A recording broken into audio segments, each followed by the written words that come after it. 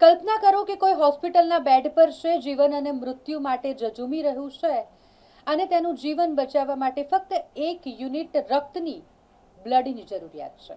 આ કોઈ બીજું કોઈ નહીં પરંતુ આપણા પરિવારનું કોઈ સભ્ય છે અથવા તો આપણા નજીકનું કોઈક છે. તો આપણા માટે આ કેવી પરિસ્થિતિ થઈ જાય?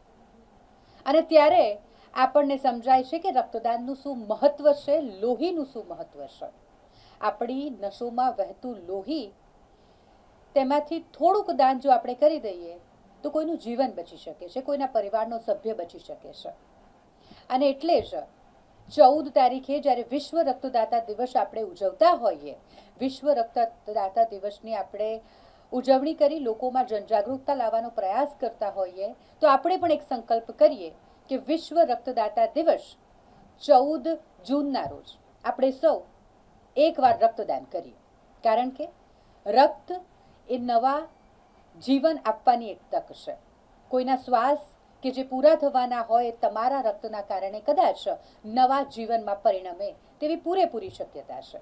અને માટે રક્તદાન કરવું ખૂબ જરૂરી છે. કારણ કે રક્તના કારખાના થોડી છે, રક્ત થોડી ફેક્ટરીમાં બને છે. રક્તનો તો એક જ સ્ત્રોત છે, લોહી તો એક જ જગ્યાએથી મળે છે અને એ છે આપણી માનવતા. તો આપણે બધા જ ભેગા થઈ અને એક સંકલ્પ કરીએ કે એક વખત જીવનમાં રક્તદાન કરીએ. 14 તારીખ કે જ્યારે વિશ્વ રક્તદાતા દિવસ ઉજવવામાં આવે છે તે પૂર્વે ગોત્રી GMARS હોસ્પિટલ ખાતે લોકોને જાગૃત કરવાનો એક પ્રયાસ કરવામાં આવી રહ્યો છે. Doctor Anup Chandani, superintendent Gotri hospital, GMARS hospital Gotri. 14 June world international blood donation day હોય છે. એ સેલિબ્રેશનના ભાગરૂપે આપણે GMARS હોસ્પિટલમાં તારીખ 10 એટલે કે આજથી વિવિધ પ્રકારની એક્ટિવિટીઝ રાખેલ છે. જેમાં મેઇન ઉદ્દેશ્ય એક જ છે કે અવેરનેસ ઓફ બ્લડ ડોનેશન, જે પબ્લિકને બ્લડ ડોનેશન માટે પ્રોત્સાહિત કરવા માટેનું એક અવેરનેસ કેમ્પેન આપણે ચાલુ કર્યું છે. જેમાં આજે આપણા નર્સિંગ કોલેજ અને નર્સિંગ સ્ટુડન્ટ્સ એ લોકોએ પોસ્ટર કોમ્પિટિશન રાખ્યું હતું. પછી અમે એક રેલી કાઢી હતી હોસ્પિટલમાં અંદર, જેમાં સગાઓ અને દર્દીઓને બ્લડ ડોનેશન વિશે માહિતી મળે. 14 તારીખે બી આનું સમાપન ઉજવણી કરવામાં આવશે.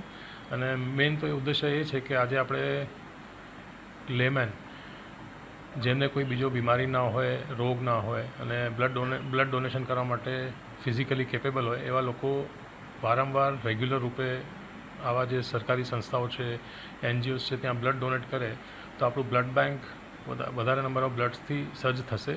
અને જ્યારે કોઈ એમરજન્સી ઊભી થાય છે, એવા ઘણા પેશન્ટ આવતા હોય છે, દૂર દૂરથી આવતા હોય છે, જ્યારે એમને 10 થી 12 બ્લડની જરૂર પડે ત્યારે રિપ્લેસમેન્ટ ક્યાંથી લાવવાનું અને ડોનર્સ ક્યાંથી લાવવાના, ત્યારે આવા પેશન્ટ્સ માટે જે આપણું બેકઅપ સ્ટોક હોય એ કામ લાગતું હોય છે. તો આમ જનતાને તમારા માધ્યમથી રિક્વેસ્ટ કરું છું કે રેગ્યુલર ગોત્રી હોસ્પિટલ આવીને બ્લડ ડોનેટ કરે અને અહીંયાની બ્લડ બેંકને મદદરૂપ થાય. Thank you.